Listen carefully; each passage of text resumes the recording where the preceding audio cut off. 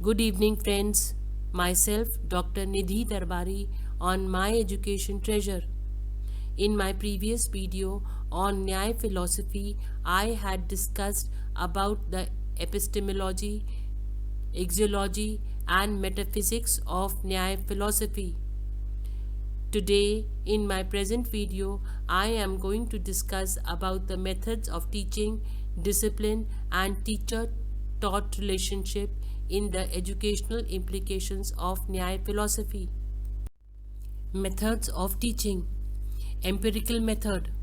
The greatest contribution of NYAYA philosophy lies in the method of teaching. Emphasis is laid on practical rather than theoretical principles. Since perception is the chief source of knowledge, learning by doing is advocated by the system emphatically. Since the major part of education takes place through human contact, it is advised to organize educational tours, visits, etc.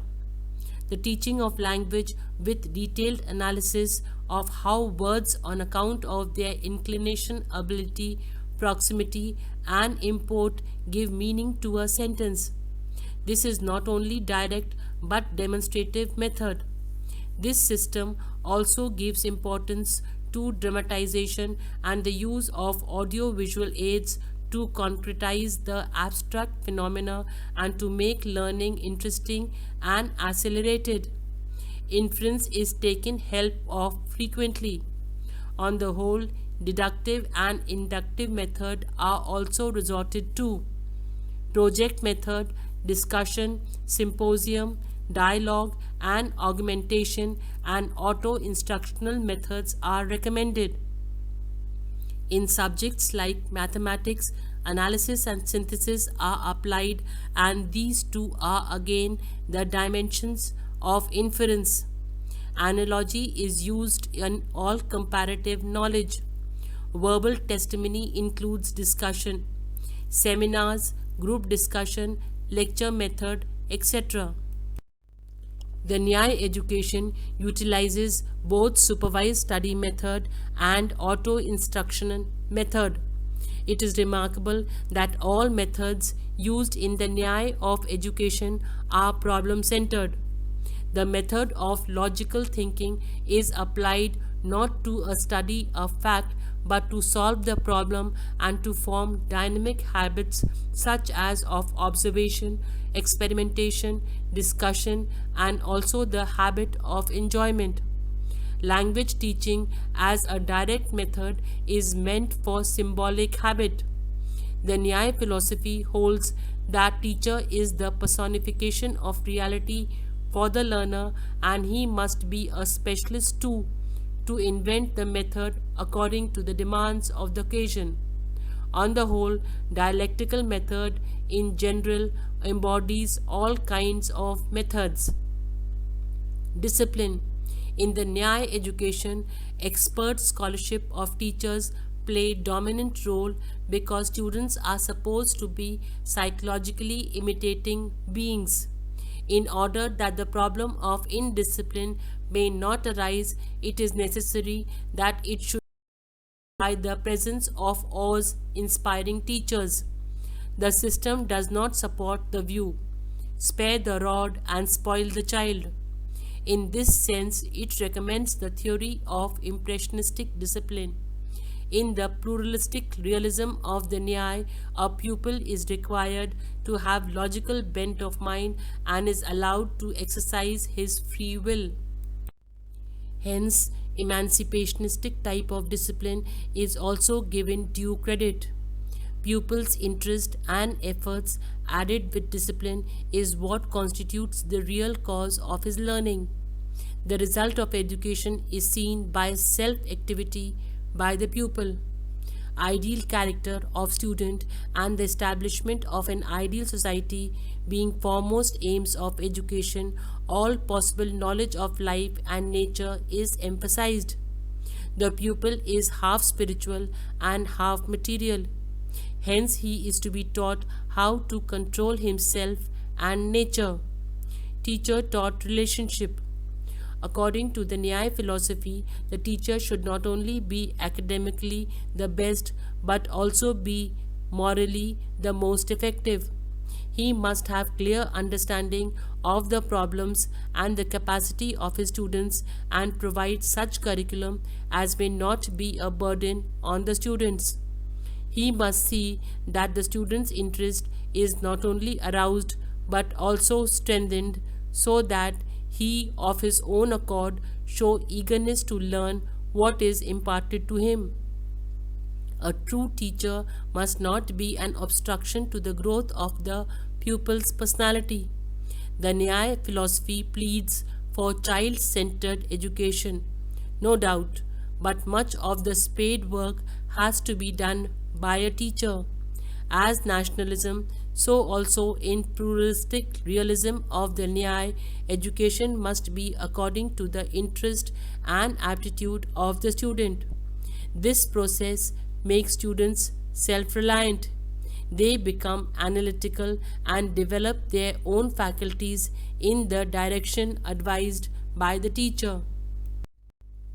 Education in the NYAYA must place a student in a society in which he may get several opportunities to learn life in its various phases. The teacher must imbibe in him the scientific and philosophical temperament and encourage students to have a wide and intensive knowledge of life and nature with scientific spirit. At the same time, a student is required not to forget the spiritual aspect of life. The relationship between a teacher and student must remain sweet, mature, and unbiased. A teacher is not a worthy wise man with modest temper, but he is also alive to the nobler claims of his soul.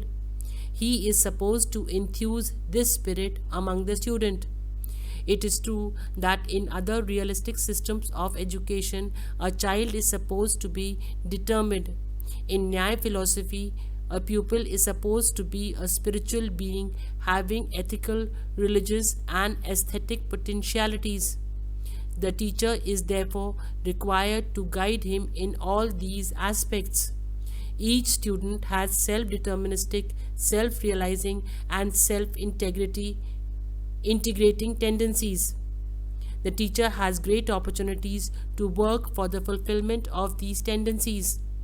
The student in realistic system is quite ready to come in contact with his surroundings, society, and nature. He has deep curiosity and great hunger for learning. It is therefore natural to seek guidance of the teacher at the point where his grasp of the problem fails. If you found the video to be informative and interesting, I request you all to please give a like to the video to motivate me, share it with others, and subscribe it so that whenever I upload a new video, you will get a notification. He must be obedient, yet he should not follow the teacher blindly. The student is not the reflex of society exclusively. He has the capacity to change society and nature. He must have logical understanding and capacity to make inquiry fearlessly. The realism of the NYAYA is education which aims at the growth of human culture and civilization. It is therefore imperative that the teacher must transmit all his scholarship pertaining to the field of which he is an expert to the student so that the latter may develop his academic and social personality to the full. Thus, the student, as a seeker of knowledge, was also, with the help of the teacher, become the seeker of wisdom, which is another name of self-realization. Special feature of NYAYA philosophy. The special feature of the NYAYA is its epistemological strength. All its pramans have great educative value. Being a critic of language and being a school of logic self, it provides all possible canons of logical thinking and makes the student aware of the minutest logical fallacies. The NYAYA education is most psychological approach since it believes in contact and the training of the senses. It anticipates SR stimulus response formula. The most significant contribution of this school of philosophy towards education is that it can keep pace with the demands of changing time. Being realistic and rational, it has mapped but the world of knowledge in its essential feature. It emphasizes critical and scientific investigation, make the system relevant for our time. The Nyaya philosophy yields authority on all of India's thinkers. Thank you very much for patiently watching the video and don't forget to subscribe.